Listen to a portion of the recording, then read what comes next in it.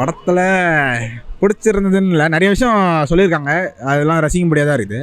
But மெயினாக ஒரு விஷயத்த ஃபோக்கஸ் பண்ணி போகல. என்னென்னா நம்ம நம்ம திறமையை நம்பி போகணும் அப்படிங்கிற சொல்ல வந்திருக்காங்க. அது முழுசாக அவங்க நினச்ச மாதிரி சொன்னாங்களான்னு கேட்டால் டவுட்டு தான்.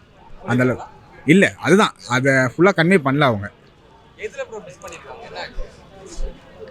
தேவையில்லாமல்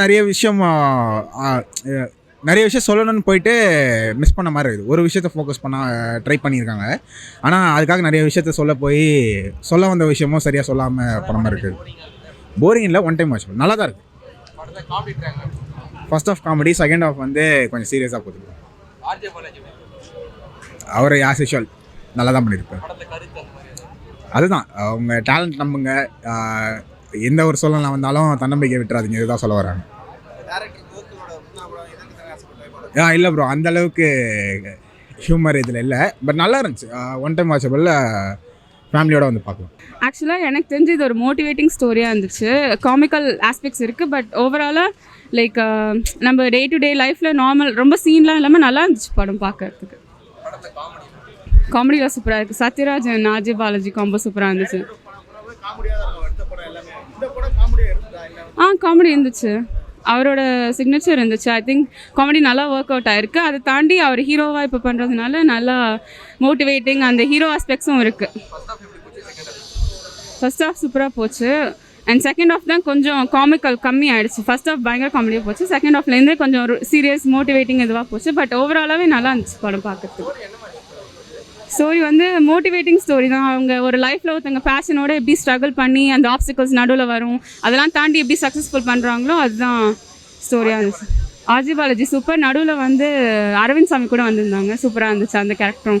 நடுவில் வந்து ஒரு லைம் லைட் வந்து மோட்டிவேட்டிங்காக ஸ்பீச் கொடுத்துட்டு போன மாதிரி. ஹீரோயின் இருக்காங்க, பட் ரொமான்ஸ் ஆஸ்பெக்ட் அவ்வளோ இல்லை படத்தில். பட் தட்ஸ் ஓகே, அவங்க சொன்ன வந்த மெசேஜை கிளியராக சொல்லிட்டாங்க. ஸோ நல்லா இருந்துச்சு. நல்லா இருக்குது ப்ரோ, ஓவராலாக ஃபீல் குட் மூவி, சூப்பராக இருக்குது.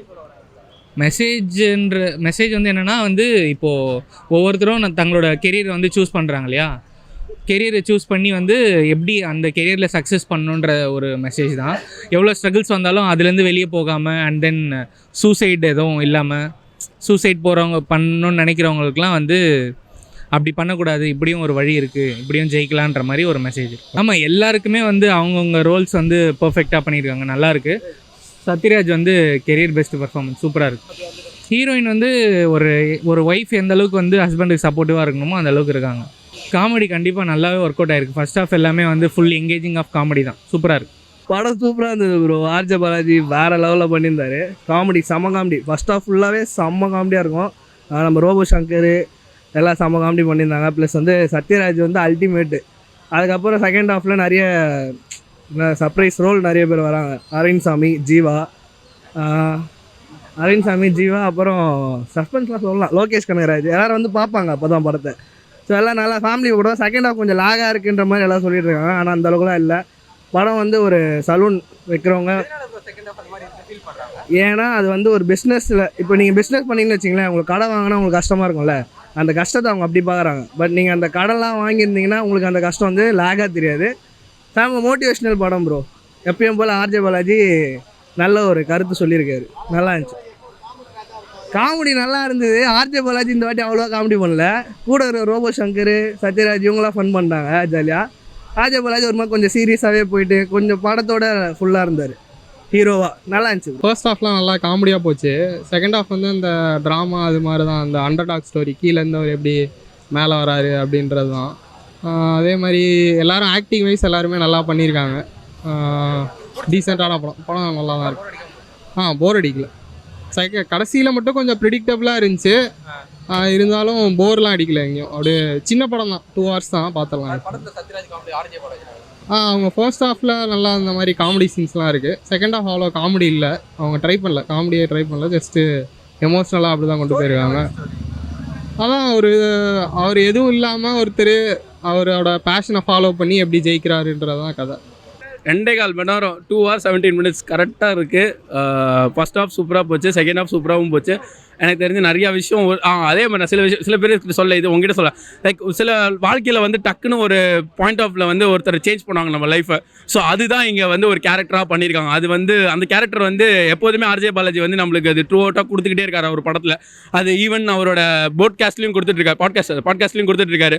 நீங்கள் ஸ்பாட்டிஃபைல போய் பார்த்தீங்கன்னா அதுவும் தெரியும். நீங்கள் தயவு செஞ்சு அதெல்லாம் போய் பாருங்கள். அவரோட லைஃபு அவரோட இது வந்ததுனால தான் அதெல்லாம் சூப்பராக இருக்குது. அதே மாதிரி நேற்று வரையுமே அவர் ப்ரொமோஷன் நிப்பாட்டவே இல்லை. அது சிங்கப்பூர் சொல்லுங்க, எந்த யூடியூப் சேனல் எடுத்தாலும் சிங்கப்பூர் சொல்லும். அவர் நைட்டே ட்விட் பண்ணிட்டார், தயவு செஞ்சு முடிஞ்சிச்சுரா தம்பி பச்சை சட்டை நீ தயவு செஞ்சு தேட்டரில் போய் பாருங்கன்னு இருக்காரு. ஸோ அண்ணன் தங்கச்சி எல்லாரும் போய் பச்சை சட்டையை போய் பாருங்கள். அண்ணனோட பச்சை சட்டை சிங்கப்பூர் சொல்லும் தேட்டரில் வந்து பாருங்கள். படம் சூப்பராக இருக்குது. கேமியோ ரோலாகவே தான் இருக்குது. கூஸ்பம் சீன்ஸ் இருக்குது. எனக்கு ஒரு படத்தை லீட் பண்ணுறது வந்து பார்த்தீங்கன்னா ஒரு மியூசிக் தான். அந்த மியூசிக் இருக்கா அப்படின்னா டெஃபினட்டாக இருக்குது. ஏன்னா அழுக வர வைக்கணும், ஒரு சீன் அழுக வர வைக்கணும். எனக்கு அழுக வைக்கணும், அது பிஜிஎம் தான் த்ரூ அவுட்டாக நம்மளுக்கு கன்வே பண்ணணும். ஸோ அது கன்வே பண்ணுது. ஸோ சூப்பராக தான் இருக்குது. இல்லை ப்ரோ, அதுதான் மாதத்துக்கு ஒரு 6 படம் வருதுன்னா எல்லா படமே லாக் ஆச்சுன்னா என்ன பண்ணுறது? அது அப்படி தான். ஸோ இப்போ ப்ளூ ஸ்டார் வந்திருக்கு, போய் பார்த்தா தான் தெரியும். ஃபஸ்ட் ஒரு படம் தான், என்னால் டபுள் ஸ்க்ரீன்லாம் பார்க்க முடியாதுல்ல. மேபி நெக்ஸ்ட் படம் போய் பார்த்துட்டு வேணால் ரிவ்யூ தரேன். அதுவும் லாக் ஆச்சுன்னா லாக் தான். இப்போ 4 படம் ஒன்றா ரிலீஸ் ஆச்சு. மேரி கிறிஸ்மஸ் சூப்பராக இருந்துச்சு, மிஷினும் சூப்பராக இருந்துச்சு, கேப்டன் மில்லர் நல்லாவா இருந்துச்சு. ஆனால் கேப்டன் மில்லர் தானே மெயின் ஸ்க்ரீன் கொடுத்தீங்க எல்லாருக்கும். ஸோ அந்த மாதிரி தான் இந்த டிபெண்ட்ஸ் அப்பான் த லைக் எப்படி சொல்ற பப்ளிக்கோட ஒப்பீனியன்றனால தான் படம் ஸ்க்ரீனுமே மாறுது. ஓகே, இன்னைக்கு இந்த இடத்துல ஃபஸ்ட் ஸ்க்ரீன் கொடுத்துருக்காங்க, நாளைக்கு செகண்ட் ஸ்க்ரீன் போயிருக்கு. அதுதான் லைக் அது வந்து டிபெண்ட்ஸ், எல்லாருக்குமே டிபெண்ட்ஸ் தான். அது நீங்கள் லாக்னா 4 படம் வருதுன்னா ஒரு படம் லாக் ஆக இருக்கும், அது வேறு வழி இல்லைங்க. பட் நான் தான் சொல்கிறேன், இது படத்துக்கான ரேட்டிங்ஸ் என்ன அப்படின்னா 8 கொடுப்பேன். பிகாஸ் ஆஃப் சின்ன விஷயம்லாம் அது வந்து ரொம்ப லைக் எனக்கு தெரில, பட் நல்லா தான் இருக்குது. நீங்கள்லாம் ரொம்பலாம் கேள்விலாம் கேட்டிங்கன்னா நான் அப்புறமா டெம்ப்ட் ஆகிடுவேன். ஏன்னா எனக்கு அப்படிதான், எனக்கு கேப்டன் மில்லர் பிடிக்கலப்பா.